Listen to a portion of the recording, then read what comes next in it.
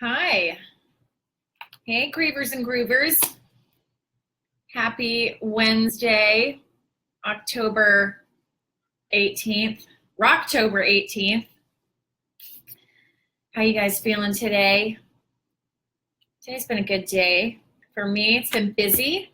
It was my birthday last week. Do I look older than last week? I don't feel any older. It was great. I went to 6 concerts in 7 days, so that was really fun. And I posted a lot of clips from the concerts on my Instagram page. And I posted so much rock and roll stuff, that my friend actually emailed me and said, I think you're posting to the wrong account. You posted a lot of rock and roll stuff to your Good to Go page on Instagram, and I don't know if you meant to do that. Yes, I meant to do that. Thank you for the indulging. I'm getting my little Instagram sign that I forgot. Boom! If you want to see some of the concert clips. Today, I thought we would talk about if you think grief can be a healing journey. And the reason I want to talk about it, and then we'll talk about rock and roll stuff because I love to do that. But the reason I want to talk about that is yesterday, Patton Oswalt, the comedian, had a new comedy special on Netflix called Annihilation. And I'd read a lot of the press leading up to the special, and they were mentioning that basically Patton's going to talk about his new materials, talking about the tragic, sudden death of his wife. And, I definitely have a sense of humor, and I use humor in everything that I do, including Good to Go. And I think it's so important. But I also know that you can still have a sense of humor and still be in deep cosmic pain. You can still be a positive, happy person and be sad. So one of the things that Patton had said in his show last night, that I watched last night, and it's available on Netflix if you have Netflix. One of the things that he said was that he doesn't like it when someone wishes him strength on his healing journey. And that it made me laugh, but at the same time, kind of made me feel bad for him, because I think when people wish you strength after a loss, that's because they wish you strength, and a lot of people don't know what else to say. And so I think that was a lot of his own personal anger towards the situation, I think, if I could play armchair psychiatrist. But it made me want to ask the question, do you think that grief can be a healing journey? Personally, I think it can be. And I know that grief changes you. And when it changes you, sometimes you don't know how it's going to change you. You just know that you're changed. And I think that's part of the trauma, I think, of losing somebody, is you're never the same. Hi, Jamie. Hi, Sarah. Jamie, I'm glad you're okay. Jamie lives in Sonoma, and as you may have seen, a lot of the wildfires, it's just devastating. Oh, the footage I've seen breaks my heart. But luckily, Jamie's okay. Hello, my lovely. So we're just talking about how grief changes you, and do you think it can be a healing journey? I think there can be an element of #too soon if someone comes up to you, directly after a devastating loss and says, this is going to be such a healing journey for you. It's going to be really positive and you're going to learn so much. Oof. But I get Patton's anger with that. But I do think that it can be a healing journey. And I know that especially with my mom, after my mom died, I definitely feel that I went through what I later learned was post-traumatic growth. You've heard of post-traumatic stress disorder, PTSD. And I first heard of post-traumatic growth when I interviewed a film director. He did a documentary on Afghanistan troops. It's called Restrepo. And then he did a follow-up documentary. And I am a freelance TV producer, and I do that in addition to Good to Go. And so I went to interview him on a press junket. And it was a brutal documentary, and his second documentary. And when I interviewed him, I kind of joked to him. I said, I hope your next movie is filled with kittens and rainbows, because troops in Afghanistan, it was harrowing. And he laughed. And I asked him, how did you get through such a traumatizing experience? Because people in that platoon, or at that particular troop that they had followed, there were casualties. And he said that he went to therapy, and that he recognized that he was experiencing post-traumatic growth. And I was like, wait a minute, what's that? I've never heard of it, but I think that's what I just went through with my mom. And so we started talking about it.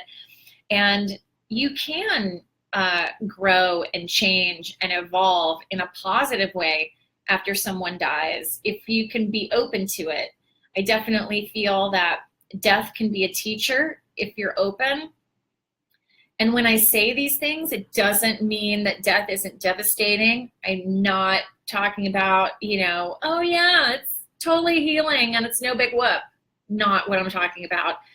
I'm talking about if you can be open just in regular life experiences, and death happens to be one of them, you can learn a lot and you can change and grow. I mean, having my mom die so suddenly and out of the blue, it completely transformed my belief in what happens after we die, what happens to our souls or our spirits.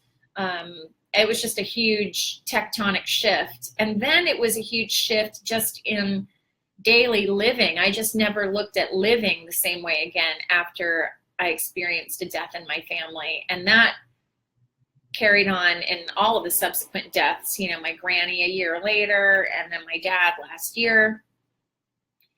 Every death is different and it changes you, but it definitely, and I'm sure a lot of you grievers and grievers can relate, once someone dies, you just have those like grief goggles, and like everything you look at is like filtered through grief or death,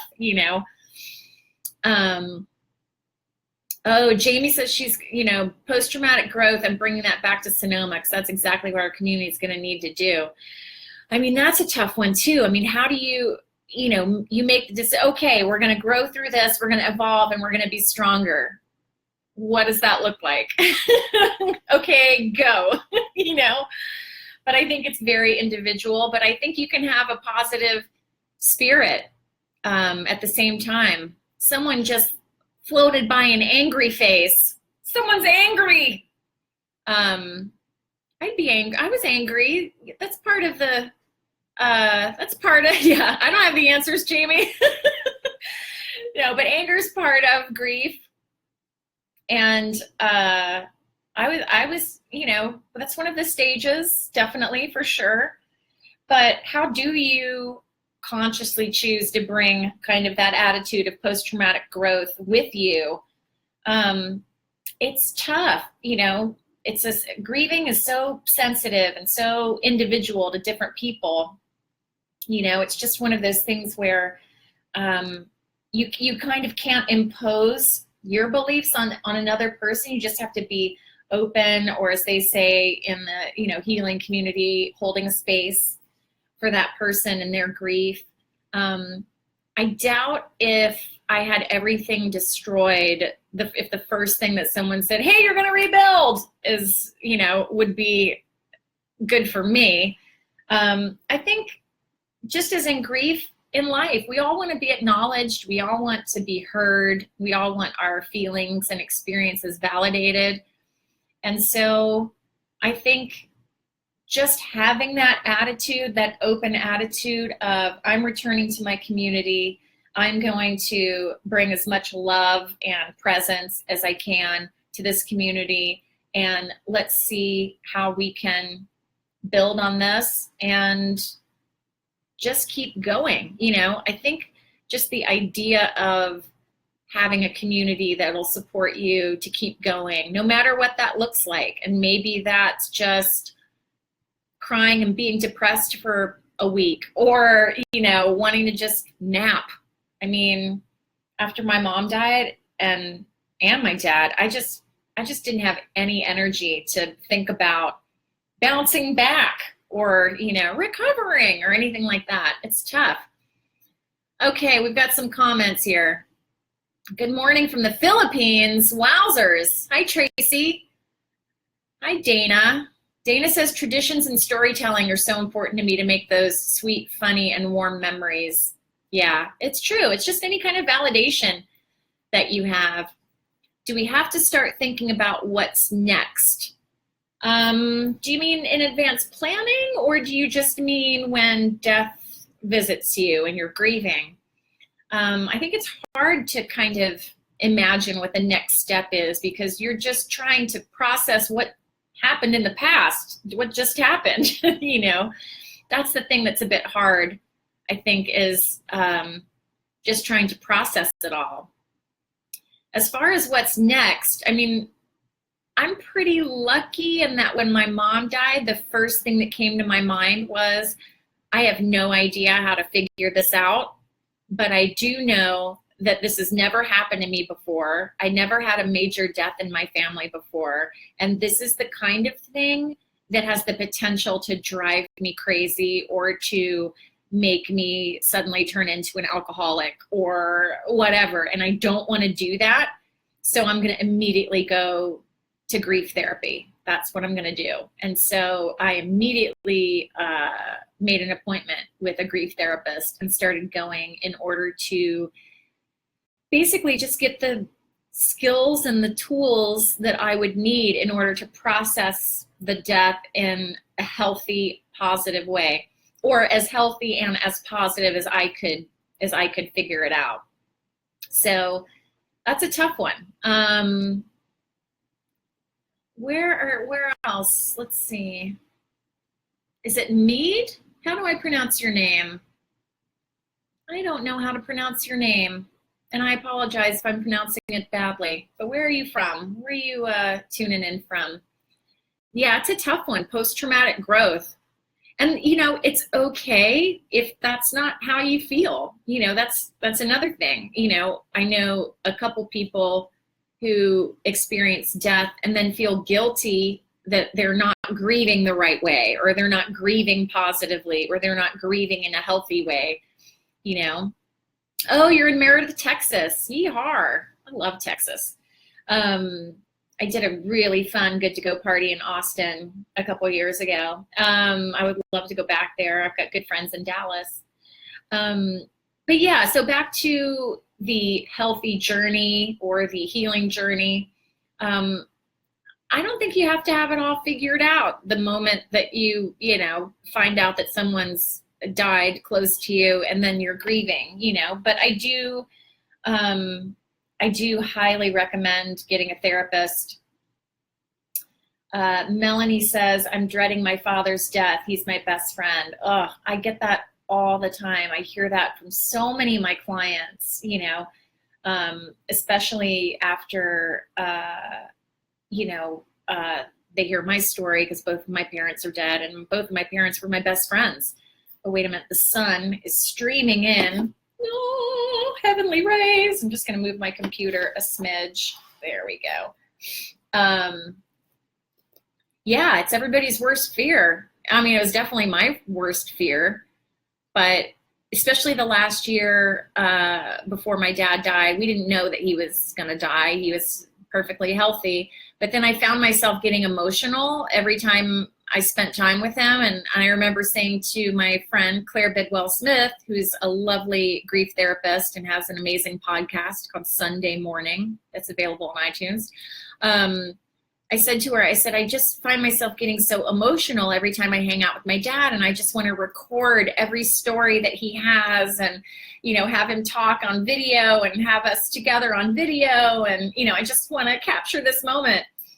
And she was saying, you can't, you just have to live in each moment. And she said, I have so many audio recordings of my dad that are on tapes that are underneath my bed gathering dust that I never listened to or referred to. You just have to live, in the moment with your dad.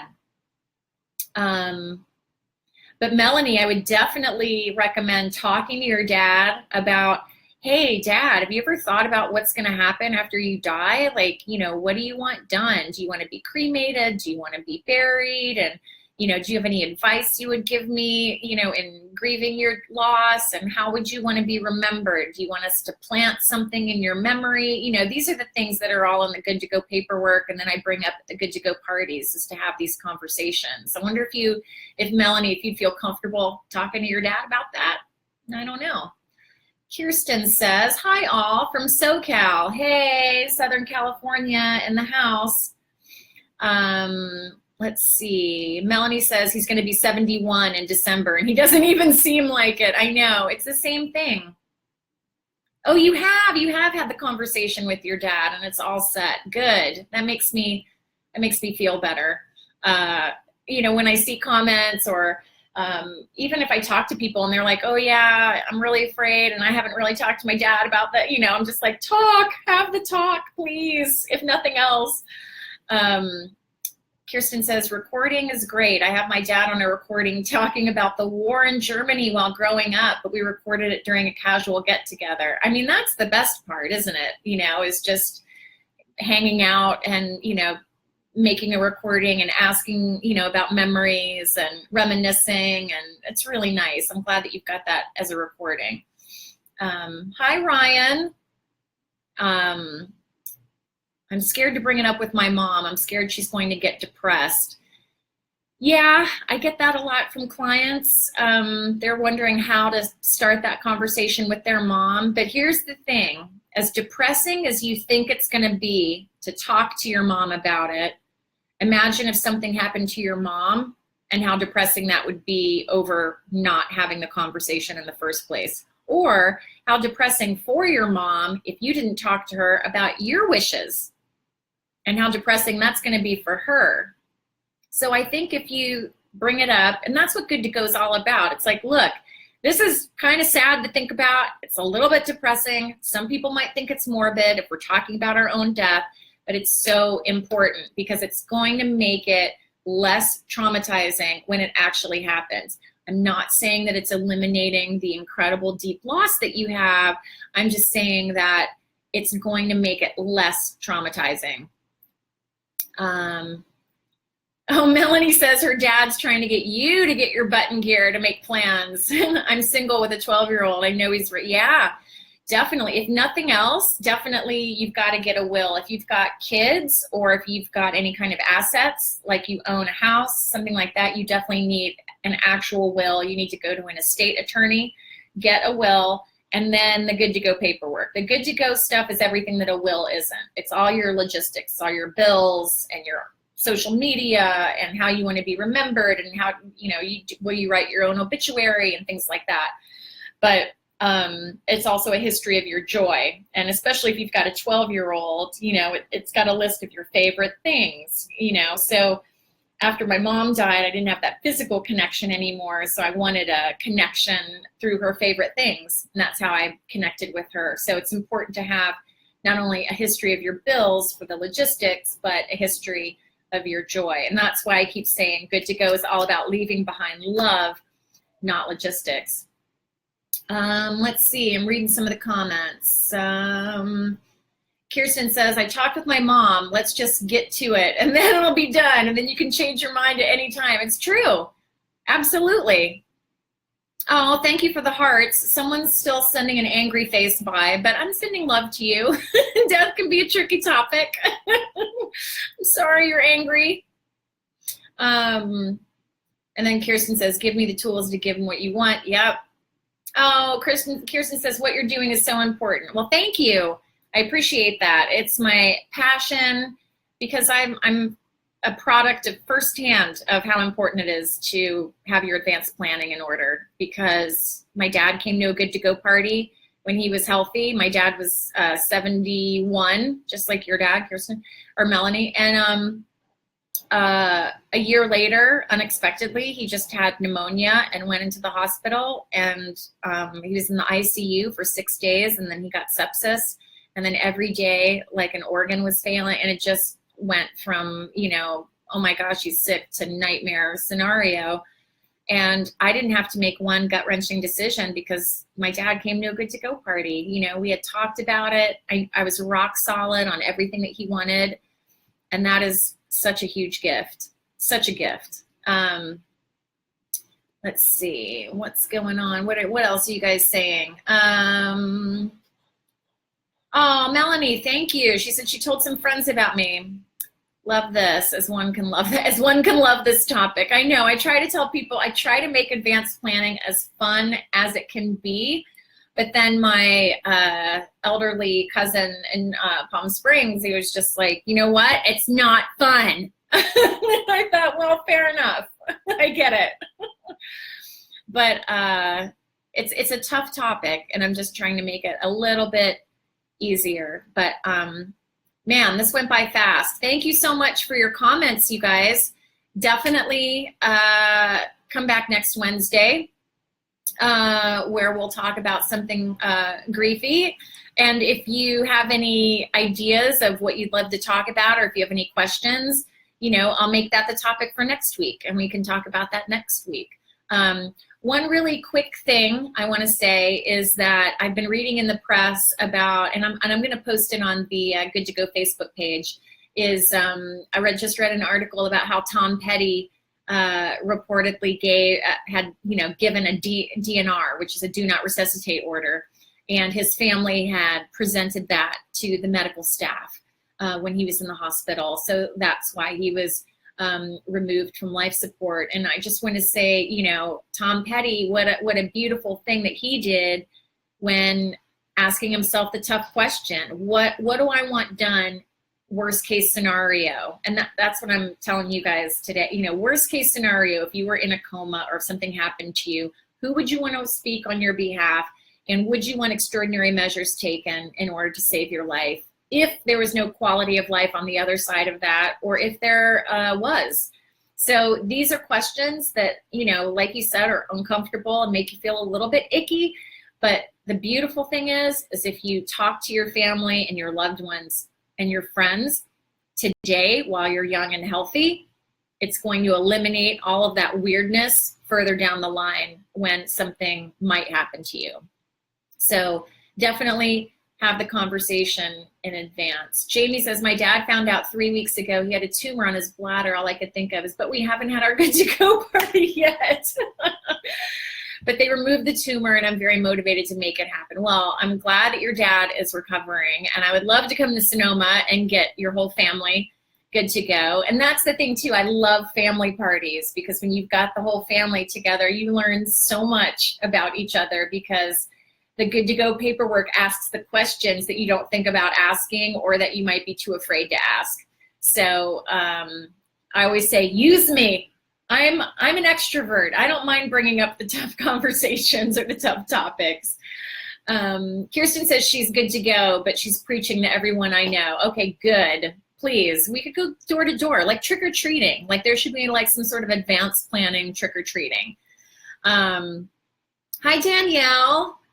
It says, do you get a kit for each person or per family? Hi, Sharon. Thank you for joining us as we're just getting ready to wrap up. But I say definitely a departure file is individual, because it is a history of your joy, and it does include a living will, and that's not a group family thing. It's individual. So I would say a departure file per person.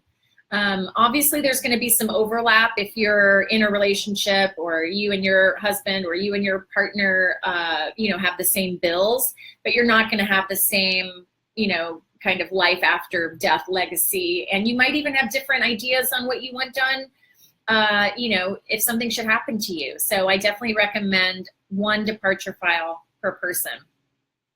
Hi, Sharon. Kirsten says, I got a rock. Wait, what is that? What? I got a rock. I don't understand what that means. Or do you have to rock? Like, I gotta rock. Or you gotta rock like a lump of coal in your stocking? I'm not quite sure what that means. But I don't know if you commented earlier and I missed it. But anyway, sorry if I missed any of your comments. But I'm going to go see Beck tonight. I've been listening to his new album. A friend of mine got me a ticket tonight to go see Beck for my birthday. And thank you for your patience. If you follow me on Instagram, which is at Good to Go Peace, because I did post a lot of rock and roll stuff last week, I will admit, and I'm going to probably post more because those are my two favorite things in life, rock and roll and death/grief/advanced planning. But Sharon says, sorry I missed it, I just got home. That's okay, Sharon. You can catch it on the playback. Carm Thomas says hi. Hello. Carm, where are you commenting from? Yes, okay. Kirsten says Charlie Brown. Oh, I get it, like a trick or treat, like the Great Pumpkin. I got it now. I took the late bus in, but I got there in the end. Oh, Carm's from New Mexico. There's an amazing company out of Santa Fe called Lifeware, where they can turn your ashes or your cremains into ceramics. So you can have your mom's ashes put into a coffee mug and you can have coffee with her every morning. Some people think that might be weird. I personally think it would be a lovely idea, especially with my friends who are coffee addicts. I think that would be hilarious and I think they would love it. But anyway, okay, so Wednesdays at 4, Grievers and Groovers. It was lovely to connect with you today. We will talk more. And I'm relying on you guys to share your experiences because everybody watching, oh, here are the rays of light, the heavenly rays. I'm going to move the camera over a little bit. Everybody watching, even if it's a comment about how you've gotten through grief or if it's a comment on one of the topics that we're talking about, you have the power to make someone else feel better or to make someone else feel less alone. And so it's not just me sharing my experiences, it's you guys sharing your experiences.